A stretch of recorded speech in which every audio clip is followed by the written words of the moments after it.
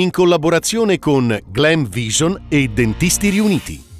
Un'altra piazza per l'Europa. La Fondazione Antonio Megalizzi aderisce. Il progetto europeo deve essere difeso e rilanciato. Ci saranno anche il PD e Campobase il 15 marzo alle 15 a Trento. Insegnanti che denunciano gli studenti. De Rosa sulle polemiche. Non è un invito a segnalare, si chiede prudenza, ma per gli avvocati la proposta è inaccettabile. È morto Francesco Borzaga, addio ad uno dei pionieri dell'ambientalismo in regione, cofondatore di Italia Nostra e storico presidente del WWF. Censurato l'evento sulle foibe con Enric Gobetti e la destra esulta.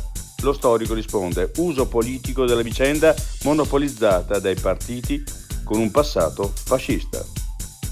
L'altra montagna. Tra i perseguitati del regime fascista che aiutò a espatriare spicca il nome del Presidente della Repubblica Luigi Einaudi. Ettore Castiglioni si distingue come alpinista, ma soprattutto come uomo.